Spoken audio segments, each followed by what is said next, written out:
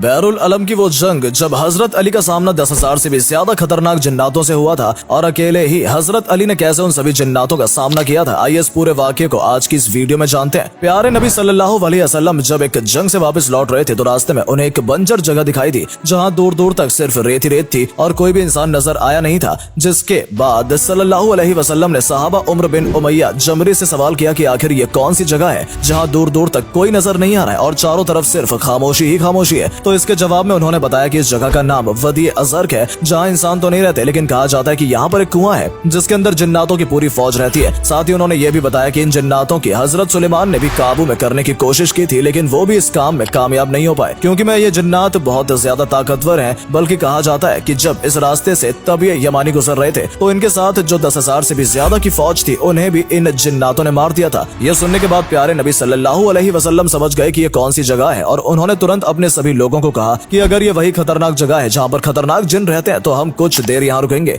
और इतना ही नहीं, नबी ने अपने एक सहाबा को कहा कि तुम 10 लोगों के साथ उस कुएं की तरफ जाओगे और वहाँ से पानी निकाल कर लाओगे। अब क्योंकि सल्लल्लाहु अलैहि वसल्लम का हुक्म था तो इसे कोई भी इनकार नहीं कर सकता था, इसलिए 10 लोग कुएं के पास पहुंचे और उन्होंने जैसे बाल्टी कुएं के अंदर डाली तो उस कुएं में से एक जिन बाहर निकला और उसने इतनी तेज से चिल्लाना और आवाज करना शुरू किया कि चारों तरफ आग लगनी शुरू हो गई और जमीन भी थरथराने लगी। ये देखने के बाद सभी सहाबा थोड़े सहमे थे और उनमें से एक सहाबा शहीद भी हो गए। इसके बाद जिब्राइल अलैहिस्सलाम नाजिल हुए और उन्होंने प्यारे नबी सल्लल्लाहु अलैहि वसल्लम से कहा कि उन जिन्नातों से मुकाबला कर पाना कोई आसान काम नहीं है, इसलिए आप अली इब्न तालिब को उस कुएं के पास भेजिए क्योंकि वही है जो इन खतरनाक जिन्नातों का मुकाबला कर सकते हैं। ये सुनने के बाद प्यारे नबी सल्लल्लाहु अलैहि वसल्लम ने हजरत अली को उस कुएं के पास भेजा और साथ ही अल्लाह से दुआ मांगनी शुरू कर दी कि अल्लाह जैसे तुमने हर बार हजरत अली को हर मुसीबत के वक्त में कामयाबी दी है, इस बार भी उन्हें कामयाबी अता फरमाए। जब हजरत अली जैसे उस कुएं के पास पहुंचे तो फिर से वही जिन इस कुएं से बाहर निकला और तेज चिल्लाने लगा, जिसकी वजह से एक बार फिर चारों तरफ आग लगनी शुरू हो गई और जमीन थरथराने लगी। लेकिन हजरत अली ये सब देखकर बिल्कुल भी नहीं डरे और उन्होंने जिनसे कहा कि मैं अली इब्न तालिब हूँ। यह सुनने के बाद जिन ने हजरत अली के ऊपर जोरदार हमला किया, लेकिन हजरत अली बहादुर थे ही। इसके अलावा उनकी बहादुरी को और भी ज्यादा जो चीज बढ़ाती थी वो थी उनकी तलवार, जिसे जुल्फिकार के नाम से जाना जाता है। जिन ने जैसे ही उनके ऊपर हमला किया, हजरत अली ने अपनी तलवार से उस हमले का मुंह तोड़ जवाब दिया और जिन के 2 टुकड़े कर दिए। अब यह देखकर बाकी के सभी जिन बहुत ज्यादा गुस्से में आ गए और कुएं से आग के गोले निकालने शुरू कर दिए।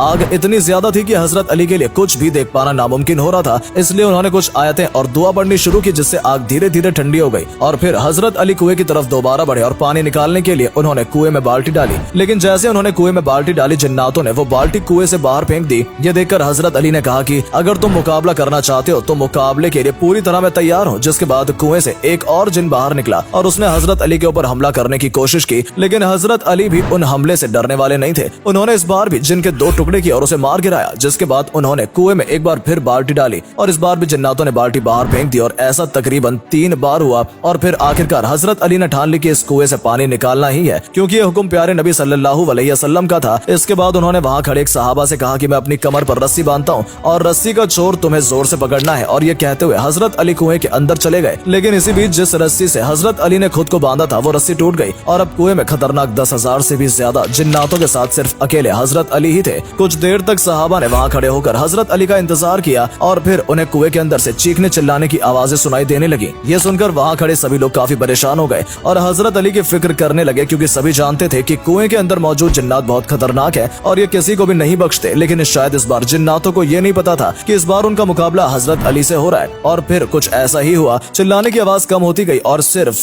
कुएं से एक आवाज गूंजने लगी कि या अली रहम करो और हमें बख्श दो। जिसके जवाब में हजरत अली कह रहे थे कि अगर तुम रहम चाहते हो तो कलमा पढ़ लो और इस्लाम कबूल कर लो। इसके बाद वहां मौजूद तकरीबन 10,000 से भी ज्यादा जिन्नातों का कत्ल अकेले हजरत अली ने कर दिया और जो बचे हुए जिन्नात थे उन्होंने इस्लाम कबूल कर लिया। इसके बाद कुएं में एक रस्सी डाली गई और उस रस्सी के जरिए हजरत अली ऊपर आए। दोस्तों, कुएं में मौजूद उन जिन्नातों में से एक जिन्नात जिसका नाम अर्गवान साहिब था, उसे उन सभी जिन्नातों का सरदार बना दिया गया और उसका नाम बदलकर जाफर कर दिया गया। और अल्लाह की शान देखिए, जो जिन्नात पहले ईमान से भटका हुआ था वही जिन्नात जब इमाम हुसैन करबला में लड़ाई लड़ रहे थे तो उनकी मदद के लिए वहां गया था। दरअसल जब हजरत अली ने जाफर जिन्नात को कलमा पढ़ाकर मुसलमान बनाया था और वहां मौजूद सभी जिन्नात का सरदार बना दिया था तो वो इस बात से काफी खुश हुआ था। लेकिन तभी उसे खबर मिली कि करबला के मैदान में हजरत अली के प्यारे बेटे इमाम हुसैन को दुश्मनों ने चारों तरफ से घेर लिया है। और जैसे उसे ये खबर सुनी वो तुरंत करबला के लिए रवाना हो गया ताकि वो इमाम हुसैन की मदद कर सके। लेकिन जैसे वो करबला के मैदान में पहुंचा, उसकी मुलाकात इमाम हुसैन से हुई तो उन्होंने जाफर जिन की मदद लेने से साफ इनकार कर दिया और उन्होंने कहा कि मैं अपने करीबी लोगों को शहीद होते हुए देख चुका हूँ और मुझे ये समझ में आ गया कि मुझे अपने नाना सल्लल्लाहु अलैहि अलैहि वसल्लम के दीन के लिए ये कुर्बानी देनी होगी। जिसके बाद जाफर जिन वहां से चला गया क्योंकि वो मदद तो करना चाहता था,